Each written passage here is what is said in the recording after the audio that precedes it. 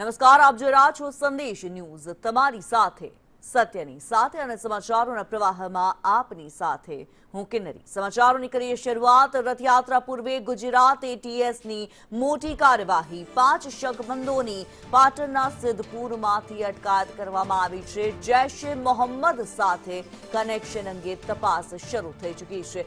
અગાઉ એટીએસે 8 આતંકીની ધરપકડ કરી હતી। જૈશ-એ મોહમ્મદ સાથે સંકળાયેલા 8 આતંકીની તપાસ ચાલી રહી છે। તપાસ દરમિયાન મોટા ખુલાસા થવાની પણ શક્યતા છે। એટીએસે 5ની અટકાયત કરી વધુ તપાસ હાથ ધરી।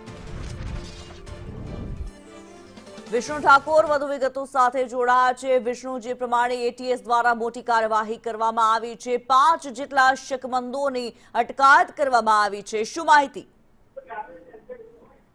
ચોક્કસથી પાટણ જિલ્લાના સિદ્ધપુરમાંથી આ ક્ષણના સૌથી મોટા સમાચાર સામે આવી રહ્યા છે, જેમાં ગુજરાતમાં આગામી સમયમાં જે યોજના રથયાત્રા પર્વે ગુજરાતમાં એટીએસ અને મધ્ય એટીએસની ટીમો દ્વારા સંયુક્ત રીતે ત્રાટકી હતી અને એક બહુ મોટા આતંકી મોડ્યુલનો ષડયંત્રનો પર્દાફાશ કર્યો છે। આ મેગા ઓપરેશન અંતર્ગત સિદ્ધપુરમાંથી વધુ 5 જેટલા શંકાસ્પદ ઇસમોને ડિટેન કરવામાં આવે છે। પ્રાથમિક તપાસમાં જે વિગતો સામે આવી છે તે અત્યંત ચોંકાવનારી છે, કારણ કે પકડાયેલા આરોપી આપણે આ તમામ શંકાસ્પદ ઇસમો પ્રતિબંધિત આતંકી સંગઠન જૈશ-એ મોહમ્મદ એટલે કે જેમ સાથે સંકળાયેલા હોવાનું સામે આવ્યું છે।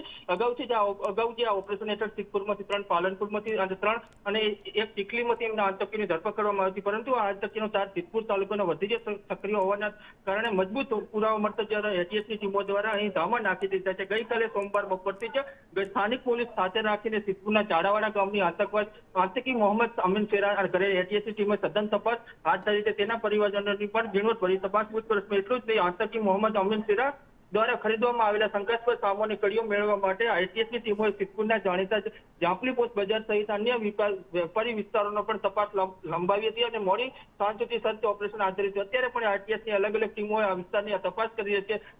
સૂત્રોના જણાવ્યા અનુસાર મોડી સાંજ સુધી ચાલેલી આ પૂછપરછની તપાસના આધારે આગામી કલાકમાં આતંકવાદીઓ નેટવર્ક સંબંધિત વધુ કેટલાક ચોંકાવનારા ખુલાસો થઈ શકે છે।